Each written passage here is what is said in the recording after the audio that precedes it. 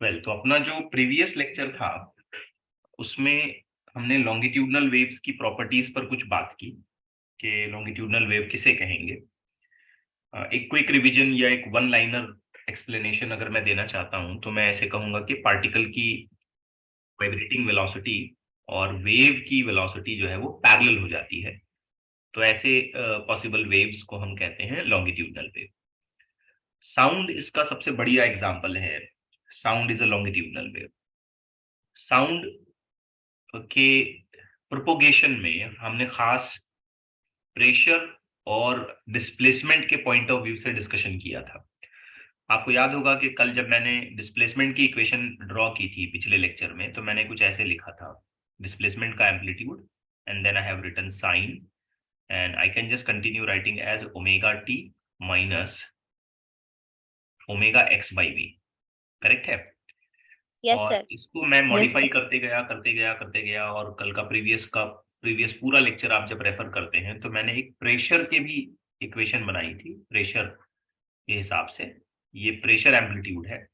आपको याद होगा यहाँ पे साइन की बजाय क्या आ गया था? Cos theta. और फिर बाकी का जो फैक्टर है omega T minus omega X by V, ये पूरा जैसे का वैसा सेम है। मतलब साउंड जब प्रोपोगेट करेगा या कोई भी लॉन्गिट्यूडनल वेव जब प्रोपोगेट करेगी तो पार्टिकल का अपना एक एम्पलीट्यूड होगा डिस्प्लेसमेंट के पॉइंट ऑफ व्यू से, और प्रेशर का एक अपना एम्पलीट्यूड होगा। पार्टिकल के वाइब्रेशंस के पॉइंट ऑफ व्यू से हम कह सकते हैं कि कॉम्प्रेशंस और रेरिफैक्शंस डेवलप हुए हैं। अब जहां कॉम्प्रेशन बनता है वहां प्रेशर ज्यादा हो जाता है, और जहां कॉम्प्रेशन बनता है वहां डिस्प्लेसमेंट मिनिमम होगा और प्रेशर मैक्सिमम होगा। और जहां रेरिफैक्शन बनता है वहां डिस्प्लेसमेंट मैक्सिमम होगा और प्रेशर मिनिमम होगा। ओके, तो ये एक पूरा डिस्कशन हमने अच्छे तरीके से कल कर लिया था, प्रीवियस लेक्चर में मौजूद है। ये सारी बातें आप रिवाइज भी कर सकते हैं। इनफैक्ट इसमें एक खास बात जो हमने कल ड्रॉ की वो ये है कि प्रेशर में कितना कम या ज्यादा एम्पलीट्यूड डेवलप हो सकता है, प्रेशर एम्पलीट्यूड कितना है। तो if I am not wrong हमने इसे कुछ इस तरीके से लिखा। I guess if I just refer to an exact sequence what we have written, तो हमने लिखा डिस्प्लेसमेंट का एम्पलीट्यूड ओमेगा, बल्क मॉडुलस और speed of the wave. Correct है? Yes sir. डिस्प्लेसमेंट का एम्पलीट्यूड है एस नॉट, ये एंगुलर फ्रिक्वेंसी है। जब हम वेव बना रहे हैं तो ऑब्वियस बात है वहां पे वेव की अपनी एक फ्रिक्वेंसी जरूर होगी। ये बल्क मॉडुलस है, ये मटेरियल की इलास्टिक प्रॉपर्टीज से डिफाइन किया जाएगा, और ये v यानी कि यहाँ पे स्पीड है। मैंने यहाँ पे एक मॉडिफिकेशन भी किया है, जैसे कि इसी इक्वेशन को अगर मैं रीराइट करता हूं तो I can also write this particular equation as S naught 2 pi n and then k and then the whole factor divided by the speed. इसमें हम इस रेशियो पर ध्यान देते हैं n बाई वी। 1/λ। ये हम यूज करते हैं v is equal to N lambda. तो इसी का मॉडिफिकेशन अगर हम कर लेते हैं तो हम लिख सकते हैं lambda is equal to v by N, या हम इसी के हिसाब से लिख सकते हैं 1 by lambda is equal to N by V. तो ये रिप्लेसमेंट अगर हम यहाँ तैयार कर लेते हैं तो हम प्रेशर के एम्पलीट्यूड को कुछ ऐसे भी लिख सकते हैं, एस नॉट 2 पाई के and N by V becomes 1 by lambda, तो लैम्बडा नीचे। लैम्बडा। तो ऐसे भी इसे लिखा जा सकता है। तो there are multiple ways in which we can actually project और we can actually write this particular pressure amplitude. अब एक और खास बात यहाँ पर आती है कि कोई लॉन्गिट्यूडनल वेव जब किसी मीडियम में से ट्रैवल करती है, चलिए साउंड ही के हिसाब से बात करें, तो साउंड किसी मीडियम में से जब हम साउंड की जब ट्रैवलिंग होती है, उसका प्रोपोगेशन होता है, तो हम उसे किस बेसिस पर सेंस करते हैं? पार्टिकल के डिस्प्लेसमेंट हैं या प्रेशर के बेसिस पर? प्रेशर। मैंने आपको लास्ट जो कल के लेक्चर में बताया था, प्रीवियस लेक्चर में, वो यही पॉइंट था कि साउंड को जो हम सेंस करेंगे, उसे जो हम डिटेक्ट करेंगे, वो उसके प्रेशर के बिना पे डिटेक्ट करेंगे, ना कि उसके एम्पलीट्यूड के चेंजेस के बिना पे या उसके डिस्प्लेसमेंट के बिना। अब प्रेशर में भी कमी या ज्यादती आ रही है, प्रेशर बढ़ भी रहा है और घट भी रहा है ना? जैसे अगर कंप्रेशन बन गया तो प्रेशर बहुत ज्यादा हो जाएगा, और अगर रेरिफैक्शन बना तो प्रेशर कम हो जाएगा। अब इमेजिन करते हैं कि ये एटमॉस्फेयर में, हवा में ऑलरेडी कुछ प्रेशर मौजूद है, ऑलरेडी कुछ प्रेशर है ना, ऐसा थोड़ी है कि फिलहाल प्रेशर 0 है। आपने केमिस्ट्री में इस तरीके के वर्ड्स हमेशा सुने होंगे ना, एटमॉस्फेरिक प्रेशर। तो वो प्रेशर जो नॉर्मल एटमॉस्फेरिक टेम्परेचर पर एटमॉस्फेयर में होता है। अब यहां से अगर एक साउंड वेव ट्रैवल करती जाती है तो उस एटमॉस्फेयर के प्रेशर में एक्स्ट्रा ये ऐड हो जाएगा, तो प्रेशर बढ़ जाएगा मैक्सिमम। और उसी एटमॉस्फेयर के प्रेशर में से जब ये फैक्टर सब्सट्रैक्ट हो जाता है तो वहां पर रेरिफैक्शन बनता है और प्रेशर डिक्रीज होता है। तो प्रेशर इंक्रीज और डिक्रीज जो हो रहा है वो किस हिसाब से हो रहा है, जरा इसे समझिए। ऑलरेडी एटमॉस्फेयर के प्रेशर में इस पी नॉट को जब हम ऐड करेंगे तो हमें क्या मिलेगा, हमें मिलेगा P max. Okay, 1 second. Okay, तो I was on a point. ये बड़ा इंपॉर्टेंट पॉइंट मैं आपके सामने रख रहा हूं क्योंकि इस पे बहुत सारे क्वेश्चन आते हैं। कोई वेव ट्रैवल नहीं कर रही है एटमॉस्फेयर में या हवा में से, फिलहाल इमेजिन करते हैं कि कोई वेव ट्रैवल नहीं कर रही है, तो एटमॉस्फेयर का अपना खुद का कुछ प्रेशर होगा, ये सुन लो। Yes, Yes, sir. उसे हम एटमॉस्फेरिक प्रेशर कहते हैं। अब मान लीजिए वेव ट्रैवल करने लग रही है, लॉन्गिट्यूडनल वेव ट्रैवल कर रही है, तो कंप्रेशन आ गया। तो क्या इस एटमॉस्फेरिक प्रेशर में कुछ एक्स्ट्रा प्रेशर और ऐड हो जाएगा ताकि टोटल प्रेशर Yes. बढ़ जाए? Yes. हाँ, yes, sir. तो एक्स्ट्रा प्रेशर बच्चों जो ऐड होता है ना वो ये होगा प्लस पी नॉट, और फिर टोटल प्रेशर की वैल्यू हम कहेंगे कि मैक्सिमम हो गई। अब इसे दूसरे पॉइंट ऑफ व्यू से समझते हैं कि एटमॉस्फेयर में कुछ प्रेशर है और हमने वेव भेजी, लेकिन वहां रेरिफैक्शन बना, तो रेरिफैक्शन में तो प्रेशर कम होना चाहिए, करेक्ट है? तो वो कैसे Yes. कम होगा, जरा सोचिए कैसे कम होगा। Minus P naught. तो वहां पे एटमॉस्फेयर के प्रेशर में से इतना ही एम्पलीट्यूड प्रेशर का माइनस हो जाएगा, तो उस जगह पर हम ये क्लेम करेंगे मिनिमम कि प्रेशर मिनिमम वैल्यू पर आ गया है। तो ये ऐसे होता है, ऐसा नहीं होगा कि सिर्फ यही पॉजिटिव वैल्यू आ गई बस खत्म, प्रेशर बढ़ा और जब प्रेशर घटेगा तो उतना ही रहेगा जितना एटमॉस्फेयर में, ऐसा नहीं। तो एक्चुअल प्रेशर अगर हम किसी इंस्टेंट ऑफ टाइम पर डिफाइन करना चाहते हैं पी, तो बेटा हम उसे ऐसे लिखेंगे, पी एटमॉस्फेरिक में प्लस या माइनस पी नॉट। बात समझे? Yes, sir. Yes. Okay, Yes, अब जितना भी पी नॉट का वैल्यू होगा, और पी नॉट की जो वैल्यू है वो इन फैक्टर्स पर डिपेंड करेगी। पार्टिकल का ऑसिलेटिंग एम्पलीट्यूड कितना है, वेवलेंथ कितनी है, बल्क मॉडुलस एक कांस्टेंट है इलास्टिसिटी का वो कितना है, या हम इन शॉर्ट कह लें स्पीड कितनी है, एंगुलर वेलोसिटी कितनी है, ये सारी फैक्टर्स इन चीजों को डिफाइन करेंगे। ओके, अब इन्हीं बातों पे हमें कुछ एक इंटरेस्टिंग क्वेश्चंस को सॉर्ट आउट करना है। ओके, एक एक करके हम इन बातों को देखते हैं। So I will be starting with the first question. I am taking this question from the illustration section. Module में जो illustration का part है वहीं से ले रहा हूँ ऐसे. So let's start with this. What it says, कि दो sound की waves हैं और they are moving in the same direction. ठीक है, they are moving in the same direction. Well, in the same medium. बच्चों जब medium same कहा जाता है ना, तो उसका सिंपल सा मतलब ये होगा कि अगर मैंने एक मीडियम के लिए K1 मॉडुलस बोला है और दूसरे के लिए K2 बोला है, तो मीडियम एक है इसलिए उसकी इलास्टिक प्रॉपर्टीज भी एक जैसी हो जाएंगी, यानी कि K1 is equal to K2 करना पड़ेगा। Okay, Yes, sir. हाँ। दूसरा, the pressure amplitude of the waves are also equal. अब ध्यान से देखिए, इसने कहा कि जो प्रेशर एम्पलीट्यूड्स हैं वो भी इक्वल है। मतलब मैं यहां ये लिख सकता हूं कि पहली वेव का प्रेशर एम्पलीट्यूड P01 और दूसरी वेव का प्रेशर एम्पलीट्यूड P02, ये दोनों सेम है। इस बात से ये पता चला।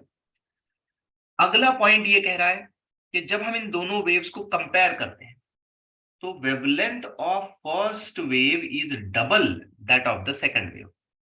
तो लेट मी राइट इट, कैसे लिख पाऊंगा मैं इसे? वेवलेंथ के लिए मैं क्या लिख पाऊंगा? λ1 is equal to 2 times of times of λ2। ठीक है, okay with this?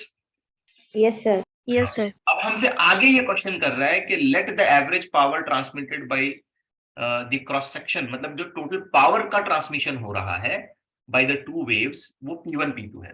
P1 P2 ये पावर का मीनिंग यहाँ पे ले रहा है, प्रेशर का नहीं, याद रखिए। And their displacements are S1 and S2, then we have to establish a relation कि P1 P2 में क्या रिलेशन है और S1 S2 में क्या रिलेशन है। तो मैं यहाँ शुरुआत कुछ ऐसे करता हूँ, बड़े ही सिंपल तरीके से मैं इसकी जो कंडीशन है उस पर बात करने लग रहा हूँ। ध्यान से देखिए। सबसे पहले मैं प्रेशर की जो एम्पलीट्यूड्स हैं उनको इक्वल मान करके अपना काम पूरा करता हूं और मैं ये रिलेशन इस्तेमाल करूंगा। तो बताइए क्या लिखना चाहिए मुझे? S1 2 pi K1 divided by λ1। दूसरे साइड में क्या आएगा? S2 2 पाई K2 divided by. λ2। Okay with this? अब Yes, sir. इसमें से सिंपली बेटा मैं देखूंगा कि 2 पाई फैक्टर कैंसिल होता है और K1 K2 भी कैंसिल हो जाएगा। क्यों K1 K2 कैंसिल होगा? इक्वल है दोनों। Equal है. इक्वल है। क्यों इक्वल है ये समझने की बात है। यहाँ मीडियम सेम है। Same medium. मतलब इलास्टिक प्रॉपर्टीज भी सेम होंगी। ठीक है, मीडियम सेम मतलब इलास्टिक प्रॉपर्टी सेम, इसलिए K1 K2 इक्वल है, कैंसिल होगा। अब λ1 λ2 का जो इंटरनल रिलेशन है उसे यूज करते हैं, तो हम कंटिन्यू कर पाएंगे S1 डिवाइडेड बाय λ1 की जगह मैं लिखूंगा 2 times of λ2 by using this given condition to us. On the other side मैं लिखूंगा S2 इज इक्वल टू λ2। तो फाइनली मैं देखूंगा कि यहां से λ2 और यहां से λ2 भी कैंसिल आउट हो गया। Okay, Yes, so sir. Just rearranging it I may get S1 by S2 is equal to, ये 2 ऊपर चला जाएगा। तो हमें एक पहला ऑप्शन यहां पे मिल रहा है which is matching with D। S1 by S2 is equal to 2। Clear है? Yes, sir. Yes, sir. अब सेकेंड पॉइंट पे आते हैं। सेकेंड पॉइंट पे हमें पावर के लिए कुछ लिखना है, पावर के हिसाब से। तो मैं यहां कुछ इस तरीके से इंटरेस्टेड हूं कि इन वेव्स की इंटेंसिटी ये किस चीज को प्रोपोर्शनल होगी। तो आपको याद होगा जो इंटेंसिटी होती है ना वो एम्पलीट्यूड को प्रोपोर्शनल होती है। किस चीज को? Amplitude. Amplitude. A²। अब यहां दो तरीके के एम्पलीट्यूड्स हैं, याद करिए, दो तरीके के एम्पलीट्यूड्स हैं, डिस्प्लेसमेंट का एम्पलीट्यूड और प्रेशर का एम्पलीट्यूड। तो इंटेंसिटी किसको प्रोपोर्शनल होगी, डिस्प्लेसमेंट वाले एम्पलीट्यूड को या प्रेशर वाले एम्पलीट्यूड? Displacement. सोचिए, Pressure वाले। प्रेशर सेंस कैसे करते हैं? Pressure. डिस्प्लेसमेंट से सेंस करते हैं वेव को या प्रेशर से सेंस करते हैं? Pressure. Pressure. तो हम Pressure. कहेंगे कि intensity is directly proportional to pressure amplitude का स्क्वायर। याद है कुछ ऐसे लिखा करते थे हम लोग जनरल वेव्स के लिए, ये एम्पलीट्यूड का स्क्वायर ऐसे कुछ लिखते थे। Yes, sir. तो इसी बात को हम यहाँ पर खास प्रेशर के लिए बना के लिखेंगे, क्योंकि हमें एक कंसेप्ट यहाँ पे दिमाग में बिठाना है कि लॉन्गिट्यूडनल वेव की जो इंटेंसिटी है उसकी जो सेंस करने की पॉसिबिलिटी है वो उसके प्रेशर पर डिपेंड करेगी। प्रेशर के जरिए उसे डिफाइन किया जा सकता है। ठीक है, अच्छा, ये जो इंटेंसिटी होती है ये क्या होती है? बेसिकली देखा जाए तो ये पावर अपॉन एरिया होती है। Yes. करेक्ट है, पावर अपॉन एरिया। तो ये भी प्रेशर के स्क्वायर के साथ डायरेक्टली प्रोपोर्शनल हो जाएगी। Okay, Yes, sir. अब दोनों साउंड वेव्स को एक ही मीडियम में, एक ही डायरेक्शन में, एक ही एरिया में से ट्रांसमिट किया जा रहा है। ठीक है, same area transmitted across particular section. तो यहाँ एरिया को मैं अगर कांस्टेंट मान लूं तो क्या मैं ऐसे क्लेम कर सकता हूं कि जो भी पावर ट्रांसमिट हो रही है वो डायरेक्टली प्रोपोर्शनल है प्रेशर के स्क्वायर? करेक्ट है? Yes, sir. अब कंडीशन ऑफ क्वेश्चन के हिसाब से पहली वेव की पावर को P1 बोला है और दूसरी वेव की पावर को P2 बोला है। तो बेटा इस हिसाब से सोचो, पावर P1 प्रोपोर्शनल हो गया P0 का स्क्वायर, इनफैक्ट P0 1 का स्क्वायर आप कह लो, और पावर P2 प्रोपोर्शनल हो जाएगा P0 2 का स्क्वायर। बट ये क्या, हमें तो कंडीशन ये दे रखी है कि दोनों के प्रेशर एम्पलीट्यूड सेम है। Yes. इसका सीधा सा मतलब क्या निकलेगा? Power transmitted by first is equal to power transmitted by second. Yes, sir. क्योंकि Yes, ये दोनों कंडीशन हमें दिए गए हैं, ये इस सिचुएशन के हिसाब से सोचा जाए तो ये दोनों तो सेम है। सो फाइनली मैं क्या लिख पाऊंगा? P1 by P2 is equal to 1। 1. Yes. Option 1. Option A आ गया। तो ये मल्टीपल करेक्ट क्वेश्चन था और ये बड़ा अच्छा क्वेश्चन था। इसमें हमें काफी सारा कंसेप्ट अप्लाई करना था। आई होप आप इस बात को अच्छे से समझ पा रहे हैं। Yes Yes, sir. चलिए थोड़ा सा और आगे बढ़ते हैं। Let's take another question. अच्छा, आप लोग अपने शॉर्ट नोट्स तैयार करते हैं ना साथ में, क्या सिर्फ देखते बैठते हैं? लिखते सर। हाँ, Yes, लिखा sir, करें, लिखते। क्योंकि अगर आप नहीं लिखोगे, सिर्फ एक वीडियो की तरह आप इसको देखोगे, एक फिल्म की तरह आप देखोगे ना, तो आपकी लर्निंग कम होगी। साथ में लिखा करो, ठीक है? और कुछ एक अगर पॉइंट छूट जाते हैं तो मैं वैसे भी वीडियो के डिस्क्रिप्शन में ये पूरे नोट्स अवेलेबल करा देता हूँ, तो वहां पे उसको आप कैरी कर सकते बाद में देख कुछ लिखते। हैं। ओके, नहीं बेटर होगा कि आप थोड़ा थोड़ा बहुत साथ में लिखें। सिर्फ ऐसे वीडियो की तरह देखते नहीं बैठे, लर्निंग कम होगी, फिर भूल जाओगे चीजें। लिखने से क्या होता है, वो कंफर्म होता है। ओके, अच्छा आते हैं second question. The equation of the sound wave in air is given by, तो हमें एक पूरी इक्वेशन गिवन है। अब मुझे इसमें कुछ ज्यादा सोचना नहीं है, मैं बस स्टैंडर्ड इक्वेशन से इसका कंपैरिजन करता हूं। बताइए, पी नॉट, ठीक है? एक्चुअल में क्या है यहाँ? कॉस। Cos. फिर क्या है? Omega T Omega minus T minus Omega X by V. By B.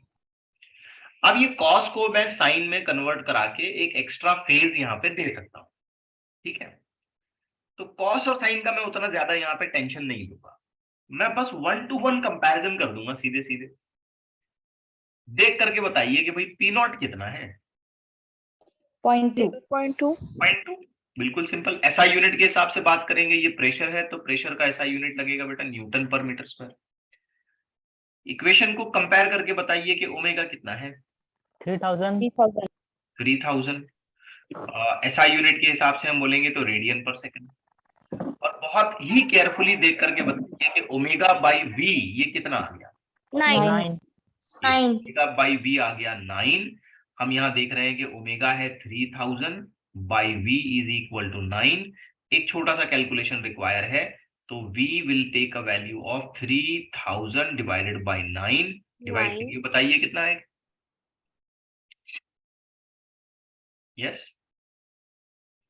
3.3. और you can just leave it, कोई इशू नहीं है, चलो ऐसे भी छोड़ सकते हो, कोई प्रॉब्लम नहीं। अब हमसे ये पूछ क्या रहा है? हमसे ये यहाँ पे ये पूछ रहा है कि फ्रीक्वेंसी कितनी है, वेवलेंथ कितनी है, और स्पीड ऑफ साउंड कितनी है। तो चलो भाई, स्पीड ऑफ साउंड का मामला खत्म हो गया।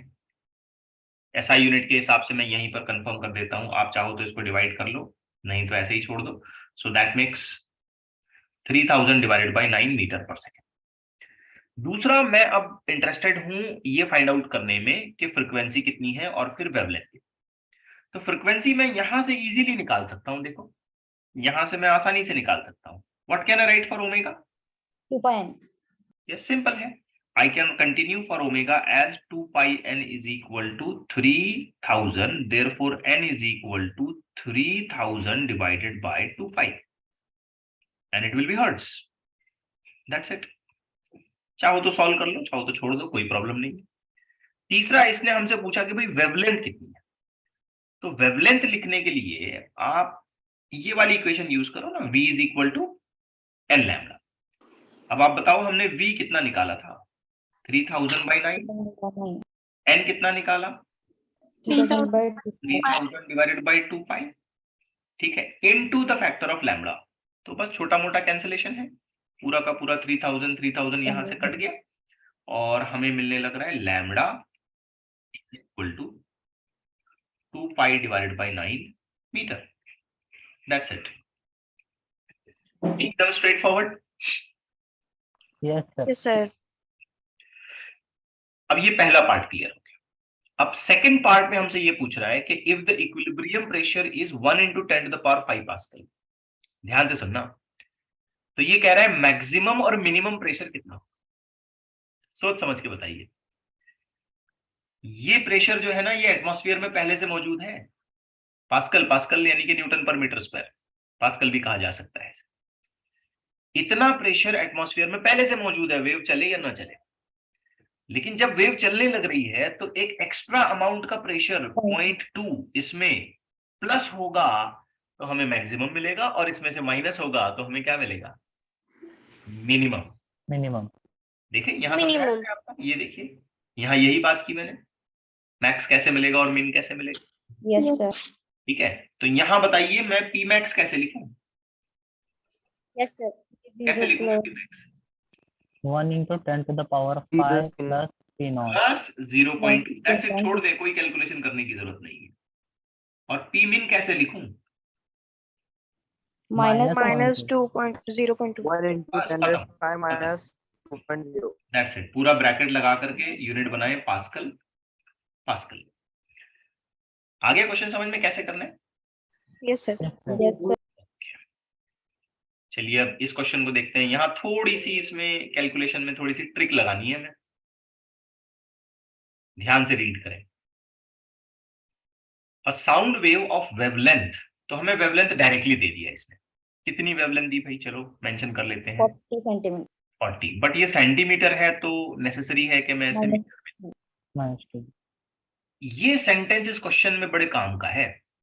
क्या है देखिए sentence, difference between the maximum and minimum pressure. ठीक है, मतलब कि P max, sorry P max Minus minus P min. P मिन। ठीक है, मैक्सिमम और मिनिमम का डिफरेंस कितना है? 4 into 10 to the 4 into power -3 Newton पर मीटर स्क्वायर। अब ये जरा काम का सेंटेंस है, बेटा इसमें केयरफुली समझो। जब मैं पी मैक्स लिखता हूं तो मैं कैसे लिखूंगा? तो मैंने आपको ये बताया कि एटमॉस्फेयर में जो प्रेशर पहले से मौजूद है, पी एटमॉस्फेयर, उसमें मुझे पी नॉट को प्लस करना है, तब पी मैक्स बनता है। Yes, sir. और जब मैं पी मिन लिखता हूं तो कैसे लिखूंगा? Minus. P atmosphere minus P naught. Minus P naught. Very good, P atmosphere minus P naught, and this difference accounts to 4 into 10 to the power -3। अब जरा ये ब्रैकेट ओपन कर लेते हैं, तो P atmosphere plus P not minus P atmosphere plus P not. ये समझा bracket open करने पर? Yes, sir. यहां Yes, गलती sir. करोगे, ध्यान देना। जब ये ब्रैकेट ओपन होगा, है ना, तो ये माइनस अंदर कैरी हो जाएगा, तो this will become minus and this minus minus will become plus. अब ऐसा करने से क्या होगा कि यहाँ का पी एटमॉस्फेयर, यहाँ का पी एटमॉस्फेयर कैंसिल आउट हो जाएगा, and what I may be getting P not plus P not, कितना मिला?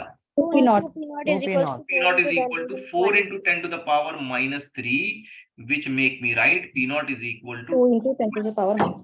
power -3, and you can just put up a unit as Newton per meter square। ये calculation थोड़ा सा इस प्रॉब्लम में नया था, अदरवाइज बाकी वही पुरानी घिसी पिटी बातें हैं। अब ये कह रहा है amplitude of vibration of the particle. ठीक है, तो यहां मैं डेटा थोड़ा सा जमा कर लेता हूं। क्या फाइंड आउट करना है हमें? तो एज पर क्वेश्चन हमें amplitude of vibration of the particle यानी कि एस नॉट फाइंड करना है। वाइब्रेशन का एम्पलीट्यूड, प्रेशर का एम्पलीट्यूड मतलब पी नॉट, वाइब्रेशन का एम्पलीट्यूड मतलब एस नॉट। टर्मिनोलॉजी जरा समझिए। और फर्दर उसने हमें क्या दिया? Bulk modulus. कितना दिया bulk modulus? 1.4 into 10 to the power 5 Newton पर मीटर स्क्वायर। मैं आप सभी को ये सजेस्ट करता हूं कि आप ये वैल्यू याद रखें। ठीक है, इस वैल्यू को आप याद रखें, ये के की वैल्यू है, और ये और एयर के लिए बल्क मॉडुलस इतना ही होगा। अब जब एयर बोल रहा है ना ये, तो हवा कहीं की भी हो, कभी भी हो, इतना ही बल्क मॉडुलस उसका होगा। ठीक है, कभी कभी क्या होता है, किसी किसी क्वेश्चन में ये नहीं देगा, अपने को डेटा नहीं देगा, वो हमसे एक्सपेक्ट करेंगे कि तुम्हें याद रखना चाहिए। तो हमें इस बात को याद रख लेना चाहिए कि एयर के लिए, ठीक है, नॉर्मल टेम्परेचर प्रेशर की कंडीशन के हिसाब से इतना इसका बल्क मॉडुलस डेवलप होगा। अब हमें एस नॉट निकालना है। मैं समझता हूं ये प्रॉब्लम बहुत बहुत आसान हो गया है। We just have to use a very very simple formula. Pressure amplitude is equal to S naught 2 pi K upon lambda. देखा आपने? थोड़ा सा पीछे जाके दिखाओ। Yes, sir. Yes, sir. देखो इस फॉर्मूले को जब हम मॉडिफाई करते हैं तो यहाँ आते हैं। अगर हमें ओमेगा वी ऐसी टर्मिनोलॉजीज दिया है तो हम ये इस्तेमाल करेंगे। हमें इसने दिया है लैम्डा और ये सारी चीजें, तो हम ये फॉर्मेट इस्तेमाल कर रहे हैं। ठीक है, अब इस फॉर्मेट को देखिए, इस फॉर्मूले को ध्यान से देखिए। We are available with all the data except S naught. So let's modify this particular formula. तो S naught will become equal to P naught lambda then 2 pi, and then k. So let's continue with the substitution. P naught 2 into 10 to the power minus 3 lambda 40 into 10 to the power minus 2 2 pi, that is 2 into 3.14, और k का value है 1.4 into 10 to the power 5. Correct है? मैं समझता हूँ further calculation आप कर लेंगे और इसका आंसर आपको मीटर में निकालना है, because it's a displacement amplitude. Manageable है ना? Yes, sir. Okay. Exactly same question मैंने यहाँ पे आपको दिया है, exactly same, but little change with the data. Exactly same. तो ये आपका होमवर्क रहेगा, आपने इस क्वेश्चन को होमवर्क में करना है. ठीक है? एग्जैक्टली सेम, कुछ भी चेंज नहीं किया है, सिर्फ एक जगह पे मैंने यहाँ पे चेंजेस करवाए हैं. यहाँ पे मैक्सिमम मिनिमम प्रेशर का डिफरेंस कितना बताया? 1 into 1 10 into to 10 to the power minus 3. बाकी सब वही 40 और ये सब वही. यहाँ मैंने कितना यूज किया था? 4 into 10 4 to the into 4 into 10 to the power power minus 3. और इस प्रॉब्लम में मैं यूज कर रहा हूँ 1 into 10 to the power minus 3. तो कर पाएंगे homework? Yes, sir. Yes, sir. Okay, let's take another question. और एक क्वेश्चन लेते हैं.